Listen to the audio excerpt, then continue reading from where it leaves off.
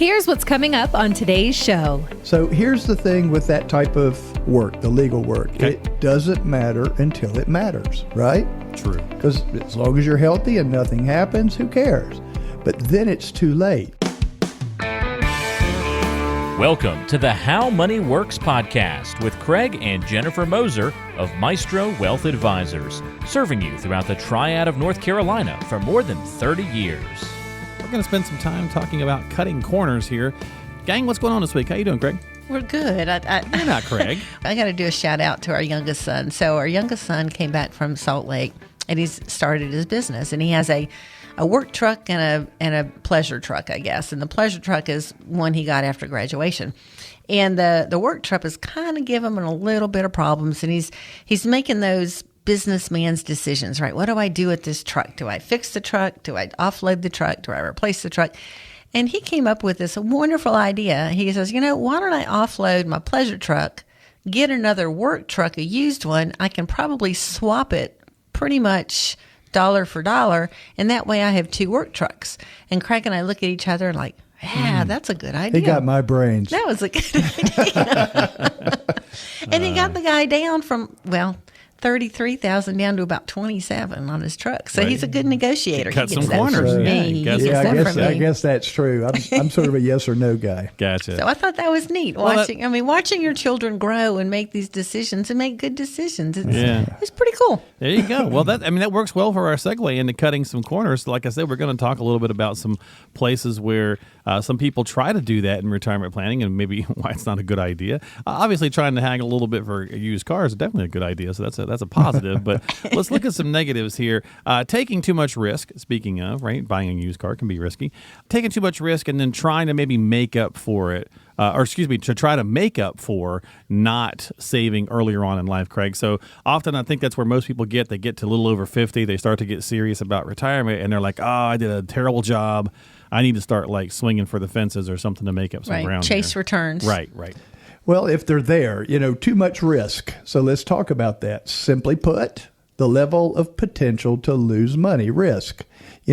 More risk also equals more volatility. When our economy is expanding, volatility can be a very positive experience. Let me give you my example. So 2019, 2020, and 2021. So let's pretend that you plopped $100,000 down in the Standard & Poor's 500 index January the 3rd of 2019. Well, by the end of that year, you were up 31.49%. So your 100 grew to 131,490. 2020, it started off rough, but it ended up about 18.4%. So if we added that to the previous year, we're at 155,684 and some pennies. And then 2021, another great year, 28.71. So just crushing it. Your $100,000 would have been $200,381.08, which is a double in 3 years. So you go, wow, what could go wrong? Well, then we take 2022 in there. You start the year with $200,381. You lost in that particular year about 18 or so percent. So now you're back down to 164. That's volatility. So if you look again and say, okay, I'm going to start my retirement, you could add a zero to that. It'd be $1 million to $2 million, back to $1,640,000 if you wanted to try to do the math. But let's say that we had that same experience, but we were starting in the year 2000. So we had 100,000. We roll into the January the 3rd, 2000. We're down 22%. So our 100 is 78,000. The next year, 2001, it was down 11.89. So my 78,000 is now 68,811 and some change. And then here's 2002. Surely it won't do it again, and it did, down 9.1. So our $100,000 is now 62,549. And similar to what happened in 2019, 20, and 21, we had 3 up years and then a down year. And then in 2000, 2001, and 2002, we had 3 down years and then an up year in 2003. So if we entered into 2003 with our 62,549, it was up 28.68%, but we're only at year 2003, $80,489. So we have yet to even break even. So you cannot know when markets are going to give you a loss. You just don't know when it's going to happen. When you need your retirement money to be your paycheck, if you experience significant losses, you may run out of money too soon. It's just a no-brainer. It was kind of, gee, Craig, I didn't need you to tell me that. But the sequence of when either positive or negative returns are going to happen can be really awesome or can be very devastating. So the goal usually is to minimize risk and provide acceptable returns throughout your last 5 to 10 years of working and then throughout retirement. So how you do that probably won't be the way you accumulated money early on, meaning that when you're young, you can afford to take the volatility because you might have 20 to 30 years of investing in front of you. And so just because it goes down in 2021 or 2022, it really doesn't matter to you because you're just buying shares every 2 weeks according to the way you get paid. So think about that. As you hit that last 10 to 15 years of work before you retire, how should you lay out your retirement portfolio? Have the largest part perhaps designed more for income and some growth and emphasis, more on the income side. And then for the additional savings part that you're still plowing back in, doing the dollar cost averaging, every 2 weeks as an example, maybe with that part you stay aggressive. But what I'm trying to get you to is there's not a one size fit all and nothing works all of the time. Craig, you mentioned acceptable return. What is an acceptable return? As people are listening, we started this thing off with taking too much risk and trying to make up, for lost time and really going for growth. Yeah. So what do you think would be reasonable for people to say, on average, you should expect blank and not be I'm not panicked. touching that. Nope. I'm not touching that answer, Okay. but I will tell you this. When markets decline, which they will, take 2000 to 2003, that was about a 47% drop if you looked at all 3 years in combination. Mm-hmm. Staying closer to even would have been a win because you cannot, again, make that go up. The other side is you had a double in 3 years. Mm-hmm. You also have to be in that. So acceptable means that you have to look at the economy. You have to know whether you're in an expansionary period where things go up. Think about 2009 to about 2014, 2015, somewhere in that range. Mm-hmm. Things were just going up. I mean, it wasn't hard to make money if you were in the stock market. But if you took 2 years prior, you couldn't make any money in anything. You were lucky to be even in most anything that you did. That would have been, hey, I didn't lose any money in 2008. That's a pretty good statement to make. So think about it. You cannot make this stuff go up. What you can do is position yourself in such a way that you minimize the downside. And when there's money to be made, sort of mental image, you shift over into the left lane from the right and you can accelerate some. That doesn't mean you have to go 110 miles an hour, but what you should do is understand that in front of you, the economy's telling you what you can and can't do. Right now, you probably should weight yourself more to fixed income, in my opinion. That allows you to get paid a real interest payment, mm-hmm. and some of that volatility goes away, a lot of it actually. Whereas if you looked at last year, bonds were the worst thing to pick pretty much. So you have to look at what's in front of you and make a value decision. What about not getting the legal documents in place? I'm 52 now, Craig, and it seems like that's something that starts to loom on my mind more. Now, what I do for a living, I've taken care of it, but I can see people in my age group, feeling that same way, right? It's like, hey, maybe I should go ahead and get some of these final documents kind of taken care of, just in case, We'll get folks come in and, they're in their 50s or even 60s, and It's like, you don't even have a will? Right, right. So here's the thing with that type of work, the legal work. Okay. It doesn't matter until it matters, right? True. Because as long as you're healthy and nothing happens, who cares? But then it's too late. So let's give you the scenarios. Mm-hmm. You're in the car accident. You need life-saving surgery. Who can speak for you if you cannot? I mean, it's a question. How are they empowered to take charge and say, do the surgery save the life? I mean, think about it. A lot of people think about this as pull the plug, but there's other things that, a healthcare power of attorney will allow you to have. It gives you the ability to make a medical decision for someone that gave you that power when you no longer can. Same thing for if you were to pass away. You have assets in many places, and if you have no will or no trust or anything like that to direct those funds, then, who will settle your estate? Somebody will appoint an executor eventually, a judge will, but will there be problems? Where do the assets go for someone without a will? Well, in North Carolina, you've heard this said before, if you don't have a will, the state has one for you, and it's not necessarily your best buddy. You've grown old and you cannot take care of your personal affairs anymore.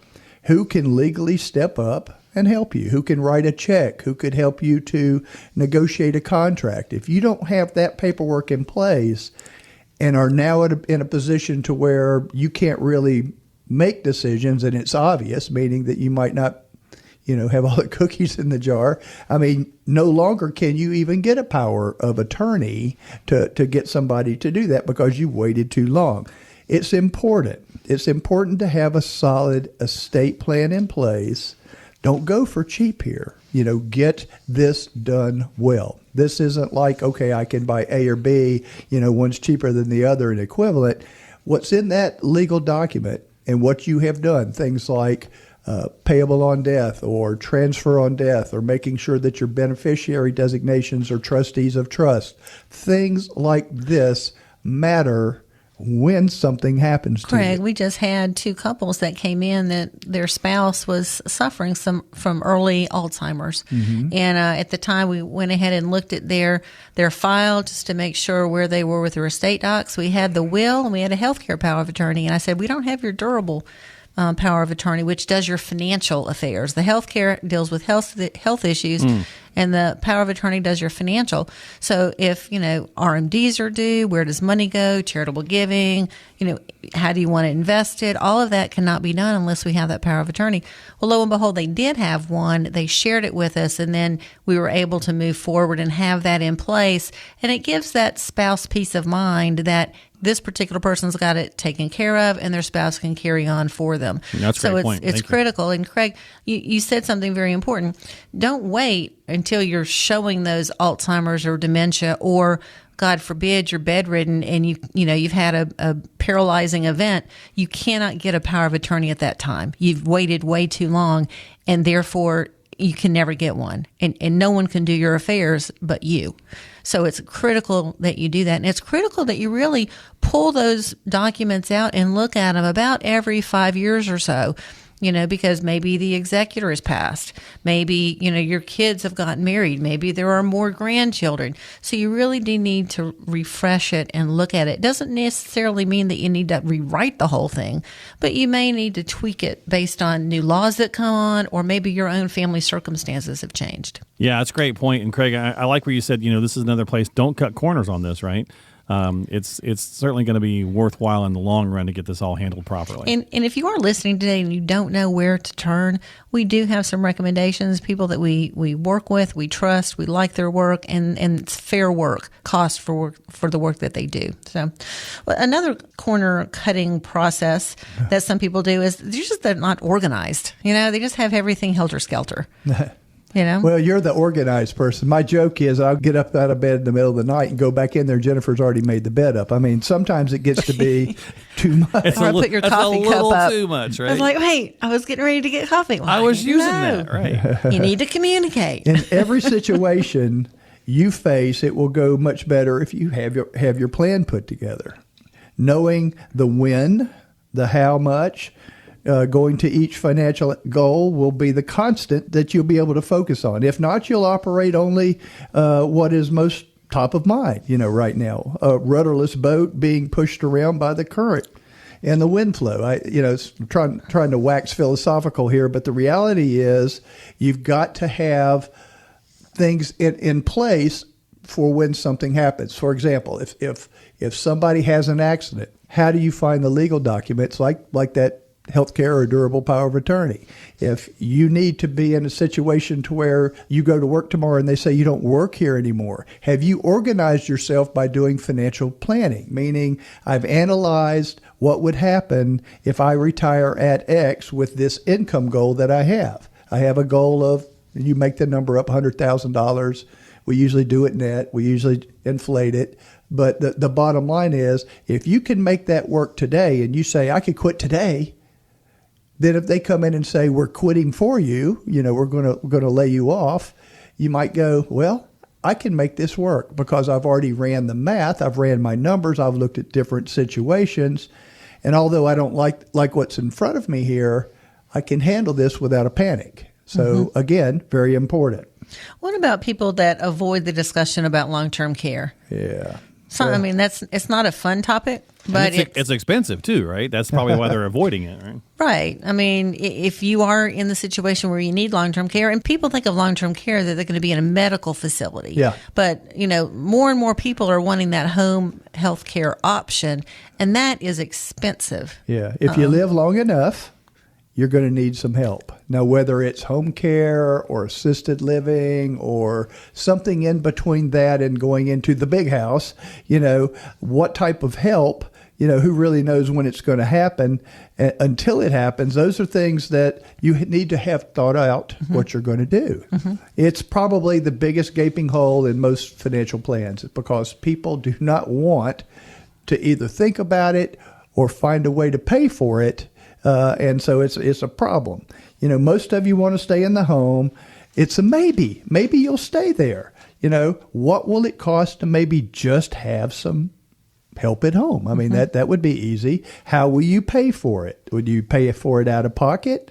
You better run the numbers because, you've got to look at it and ask this question. Can my budget take an additional perhaps $100,000 a year in expenses that, we're just not normally set up to pay? Because, if someone goes in a nursing facility, the question is, do both of you go if you're married? And the answer is usually Typically no. not. Yeah. Usually one goes and visits, they take care of the home, they go back, and there's one in the facility that they visit. Maybe it's every day, who knows? But the expenses are still there for the home. And then you have this added expense on top of it, so better run the numbers. And, here's another question. What happens to your wife or husband if you spend all the money? Living on just Social Security could be tough when you had a better standard of living before. Questions. Do you own long-term care insurance? How is that policy designed? How long do you have to pay for it? Is it life? Is it 10 years? Did you make one payment? Will the price go up? Can you ever qualify for a policy if you haven't gotten one now? There are a lot of questions to this. It's not just you decide to do something about it. And reading the details, too, on that long-term care policy, because different policies cover home health care different ways, and there are different triggering events that will allow them to start paying some of those home health care costs. So you really need to work with someone who understands long-term care and can provide you some options and explain those triggering events and how you can actually claim on a policy that you've been paying for. And that's important. We've had several clients come in that have trying because their spouse has some dementia and Alzheimer's issues, and it limits what we can do. Yeah, and they want to make sure that they can get this care because it's taxing for that person to stay home and try to do their own things and also help that spouse. It is very stressful physically, emotionally, mentally, and sometimes you just need relief. That's a good point because people often say, well, we'll just take care of each other, right? And you're just talking about how is taxing physically as well as mentally and financially. It's a sweet sentiment, but it's just not practical. And so, Craig, do you guys... Sometimes. Do you find that people avoid it mostly because of the expense or mostly because of the mortality feeling, I suppose? Or the thought of it. It's just the pure thought of, oh gosh, I could be old and not able to take care of myself. Yeah. And, it's easy to ignore it. But the other side of it is, what would it cost? And then you go on the left hand, I have, if I don't have the money to pay for it out of pocket, I've got to use something else. Usually it's some sort of insurance contract to pay for that and shift the risk to the insurance company. And if not, what could I do to my spouse? I mean, that would be a hard thing for me to face, knowing that we ran our race, we did a pretty good job, and there at the end, I burned through all our savings, and my pretty young wife here is going, how do I pay my bills, because he spent the money. Yeah. You would tell me to get back in the gym. I would not. But, no, folks, you know I'm not that callous. No, you're not. But today's show is all about people who feel like they have to cut corners because they didn't really start that retirement planning when they think they should have. Well, the best time to start the planning is today, whether you're in retirement, 2 years from retirement, 5 years from retirement. Now is the day, if you haven't done it, is to pick up the phone and give a qualified advisor a call. And we suggest that be someone here at Maestro Wealth. And our number is 336-448-1086. Just last week, we had a phone caller that came in on Sunday. And I asked her, I said, why'd you call today? And she said, well, because you said blah, blah, blah. I've been listening for a while, but today was the day. Yeah. So today can be your day as well. And it just starts with that phone call to us. And we'll set some time up on the calendar. We'll send you some information to help organize your finances, because that's important to know where you are. And it might be the first time you've ever seen where everything is and what your goals are on 1 to 4 pieces of paper, right? So we'll send that to you, and then we'll sit down and just chat with you about what your goals are, where you are. And if you like us, and if it looks like we can move forward, you have all the information ready for us, and we can then roll up our sleeves and get to work and create that retirement plan for you. Because hopefully you are going to retire. Otherwise, what's the alternative? You don't get to enjoy those years, work and till we you want drop, you. right? That's right. We want you to enjoy those years. That's what gives us joy here at Maestro Wealth. Our number again, 336-448-1086. Thank you so much for checking out the podcast today. If you have any questions about what we've discussed, remember, you can get a complimentary financial review with the team at Maestro Wealth Advisors by calling 336-448-1086 or go online to howmoneyworksradio.com for other great resources and ways to reach the team. You can also check the show notes of today's episode for our contact information as well. And don't forget to subscribe to the podcast on your favorite app so you never miss an episode. We're on Apple Podcasts, Spotify, Google Podcasts, and all the most popular apps. For Craig and Jennifer Moser, I'm Mark Killian. We'll talk to you next time on the How Money Works podcast.